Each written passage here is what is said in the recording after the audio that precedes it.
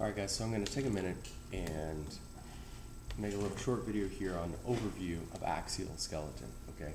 Axial skeleton, like we said, is going to be skull, vertebral column, rib cage, and then a hyoid bone, okay? Specifically, let's zero in on for a second on everything except for the skull. Sorry. Everything except for the skull. The skull has a separate handout. It's a little, well, it's a lot. It's pretty complex. And so let's just take a quick look at some of these other parts of the axial skeleton. Okay, vertebral column. As you're going to see on your handout, there's 5 major regions of the vertebral column. Okay. The superiormost region is this region known as the cervical region. Okay, cervical, cervix means neck. Okay. So the vertebra of the neck are called the cervical vertebra. Okay. The next region is called the thoracic region. Okay. Oh, sorry, I was going to tell you the cervical vertebra. There's 7. Okay. They're named with the initial C for cervical and 1 through 7. Okay, so the superiormost vertebra in the entire vertebral column is called C1. It has a nickname called Atlas. Atlas is the one who, in Greek mythology, holds the world on his shoulders. Okay, and so the one who holds the skull on its shoulders is called Atlas. That's C1. And then C2 also has a special nickname. It's called Atlas. It's the one that allows the no movement of the head. It's that kind of rotation, okay, with C1. That's the second cervical vertebra, sorry. It's called C2. That's axis, okay, A-X-I-S. 3 through 7 don't have as interesting a pool of nicknames. I call it C3, C4, C5, C6. C7 is sometimes called vertebral prominence because the back part, the posterior part of C7 is particularly long and prominent. You can feel it more than likely in the back of your own neck, sort of a bony prominence in the top part of your back, or the bottom of your neck is going to be the spinous process of C7, vertebral prominence. And then they change names in the thoracic region. They go by the initial T for thorax, thoracic, and there's 12 of them. T1, T2, T3, and so forth through T12. The big, bulky, weight-bearing vertebra of the lumbar spine are next. They're L1 through L5. L1, L2, L3, L4, L5, and then inferior to the lumbar is this shovel or spade-shaped bone called the sacrum. Okay, I think it looks like a shovel or a spade.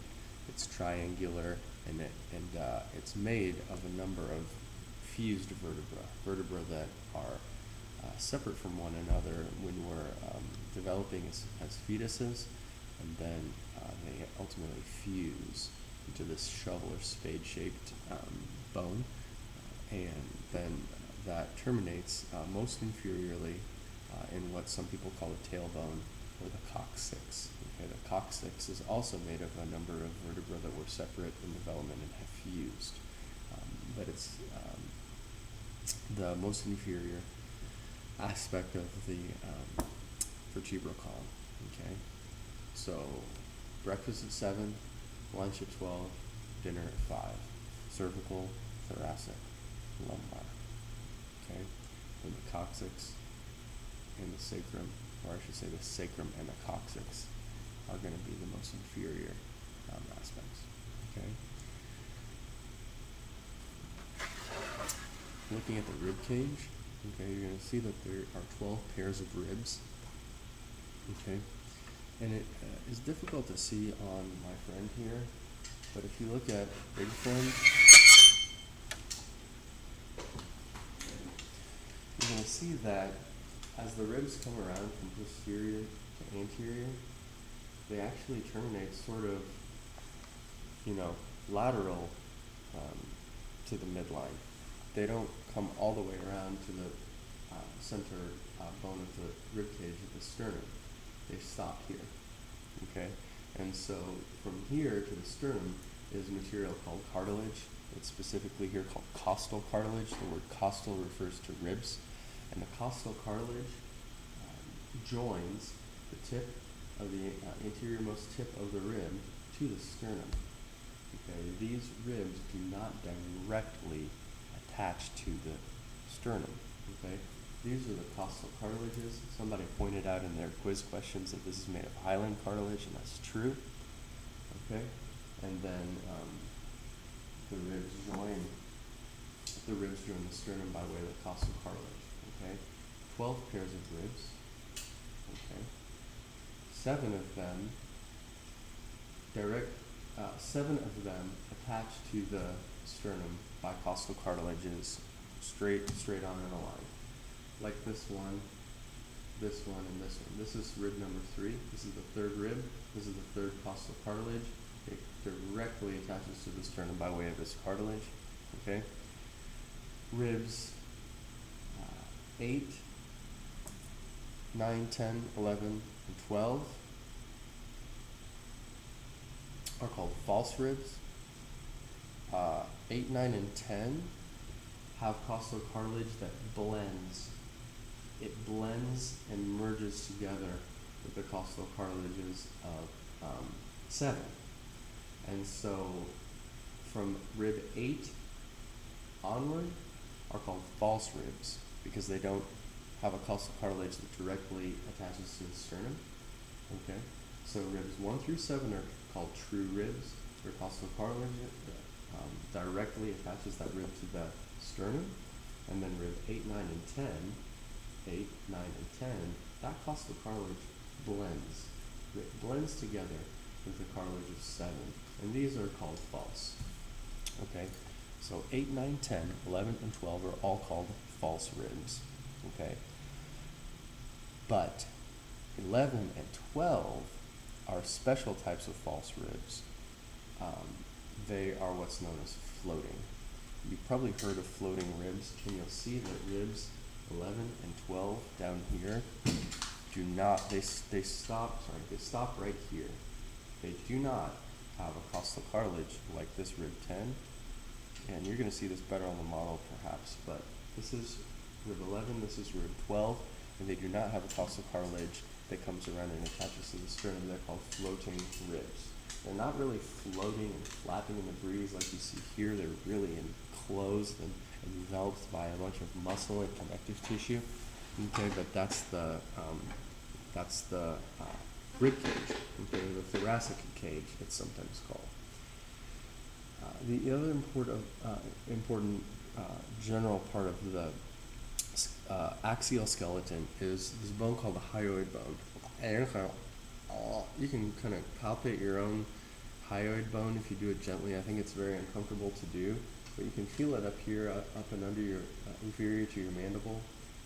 But it's this horseshoe-shaped bone that is an attachment site for a lot of muscles of the pharynx and larynx, and it is considered part of the axial skeleton. Okay. So just to review, what we learned just now is some overview about the axial skeleton, excluding the skull. Okay, we learned that there are 5 regions of the vertebral column. From superior to inferior, they are cervical, thoracic, lumbar, sacrum, and coccyx. Okay, there are 7 cervical vertebrae, 12 thoracic, 5 lumbar, and then the sacrum and coccyx were separate before, but they have since fused.